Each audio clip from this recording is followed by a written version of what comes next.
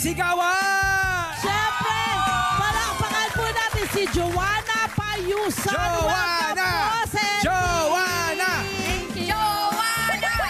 Joanna! Grabe! Ang ganda ng boses! Effortless. Malinis na malinis. Oo, saka Ano po ba yan? Matagal nyo nang ginagawa? Kasi parang, ano na kayo eh, komportable na po kayo eh. Well, actually, it is one of my ways to overcome yung pagiging introvert. Yung humarap Introvert sa mga... ka! Wow! Mahirap yun Mahiyain. ah! Mahiyain ka. Aba, paanong mahiyain? Ikaw ba yung tipong hindi makapagsalita sa harap Correct, ng sa harap publiko? ng maraming tao. Public speaking, hindi mo kaya.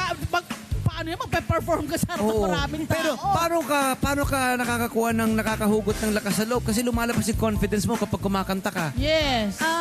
Since gusto ko nga siya overcome, tinatalo ko talaga yung inner side of me. Okay. Ganon. Kapag sinasabing introverted ka at nahihiya ka, ano nang nararamdaman mo? Nervous ka? Nanginginig. Nanginginig. Correct. Okay. So I'm thinking baka china-channel lang niya yung nervous energy to, Correct. 'di ba? Siyempre, kumukuha na rin sa Performance crowd, energy. no? Ayun, umuhugot doon. Okay. Yun. Okay, ito ba maraming nang kinita ang iyong boses? I'm sure. Most of the time po kasi is gift ko sa mga friends. Okay. Kan, ina-invite nila ako. Wow. Mga kaibigan po kayo. Aba, ang daming kaibigan bigla. Nakikilibre! Oo. Nakikilibre! Ang ganda na may ganun siyang klase ng pananaw sa buhay na kung ano yung talent na binigay ko, I will share it to my friends. So, ganun yung ginagawa mo. Umaawit ka. Okay, anong genre yung mga awitin na madalas mong kantahin?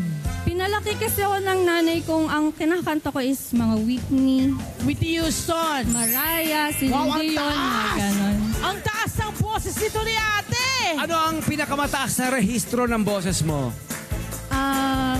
Siguro sa kanta ni Whitney, almost all naman kasi medyo Di ba may kinakaya ng F sharp, G powers. sharp, C, may ganon. ganyan? C, D, F, G, A, B, C. Oo. F sharp. Sample. Sample. Isang linyahan lang daw. Anong gusto niyo sample? Si Whitney. Si Whitney. O, paano kay Whitney? Ano yung favorite mong kanta ni Whitney? I Will Always Love You. Wow!